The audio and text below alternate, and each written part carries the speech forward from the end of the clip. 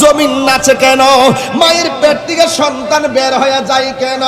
শুধুমাত্র তাই নয়, আমার রাসূল বলেন এমন কাঁপাকাঁপি শুরু করবে, ওয়াতাকুনুল জিবালু কাইনিল মানফুস।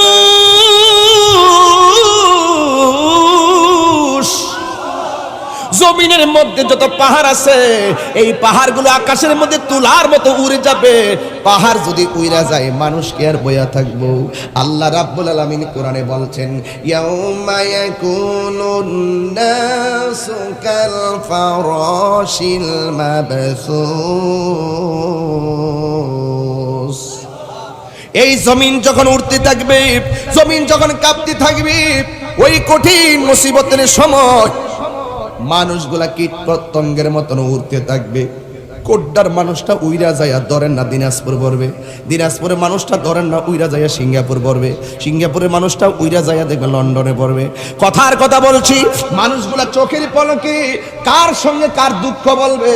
জমিন এমন ভাবে কাঁপতে শুরু করবে, মানুষগুলা যেমন উঠতে থাকবে, পাহাড়গুলা উঠতে থাকবে। আল্লাহ রাব্বুল আলামিন কোরআনে বলছেন, এরপরে মানুষ বলবে ওয়াকাল আল ইনসানু মালাহা, আকাশটা কেন কাঁপতেছে, জমিনটা কেন নাচতেছে, মায়ের পেট থেকে কেন সন্তান বের হয়ে যাচ্ছে গো?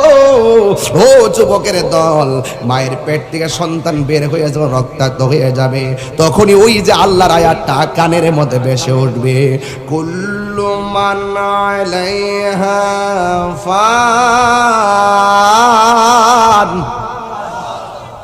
এই আওয়াজে মানি না, জবান খুলে বলো আল্লাহু আকবার।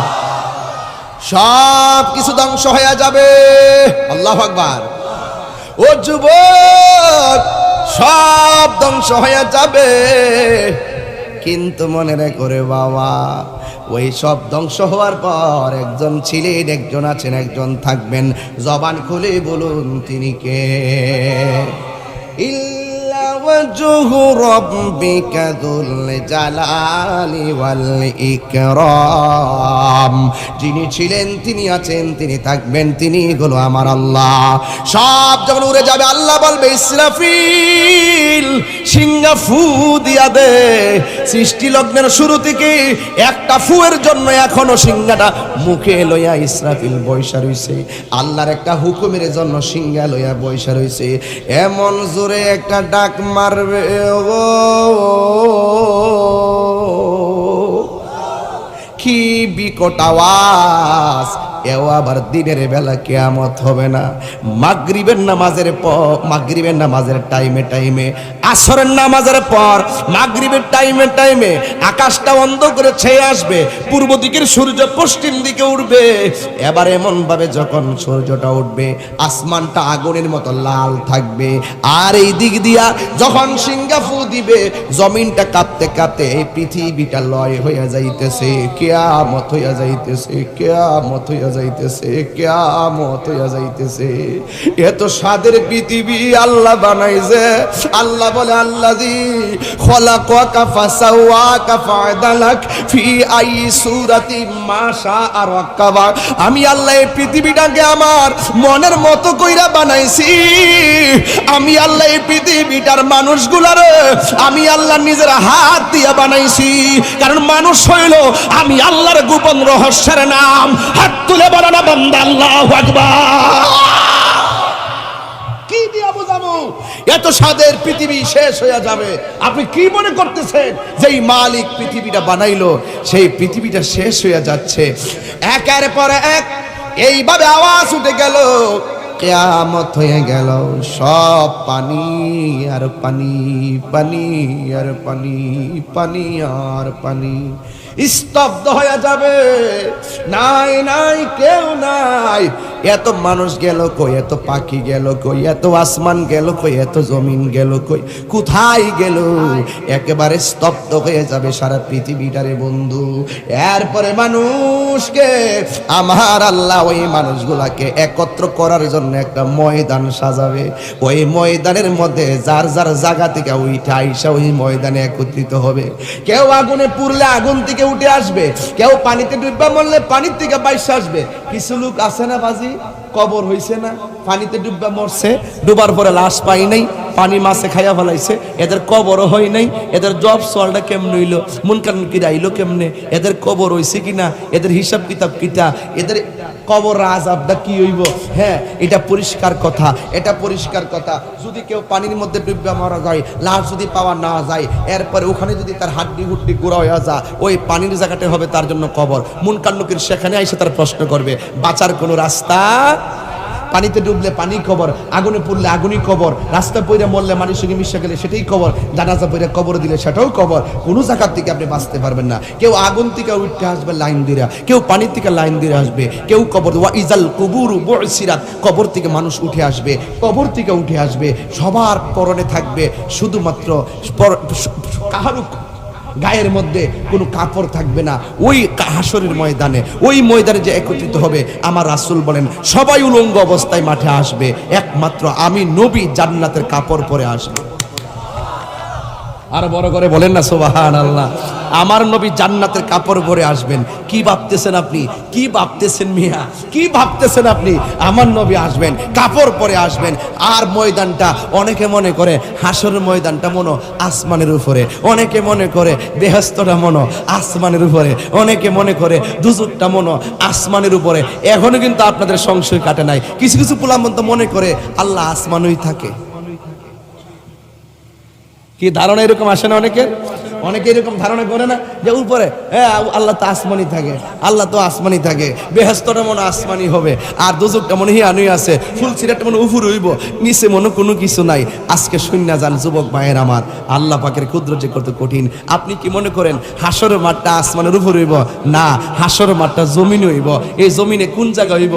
ওই জমিনের সিরিয়া শাম দেশে হইব। জোরে কন্যা সুবহানাল্লাহ। ওই দেশের মধ্যে হবে যেই মাঠটাতে আল্লাহ পাক সব স্তব্ধ কইরা দিবে। দেওয়ার পরে যে মাঠটা সাজাইব, ওই মাঠটা থাকবে তামার মাঠ। মাঠটা কিসের থাকবে? তামার মাঠ থাকবে। ওই তামার মধ্যে সব একত্রিত হবে। হওয়ার পরে একেবারে উলঙ্গ অবস্থায় আসবে আম্মা জান আয়েশা সিদ্দিকা রাদিয়াল্লাহু তাআলা আনহা। তিনি বলতেছেন, ইয়া রাসূলুল্লাহ, হাসরের মাঠে সবাই উলঙ্গ অবস্থায় আসলে একজন আরেকজনকে দেখবে, এটা তো অনেক লজ্জার ব্যাপার।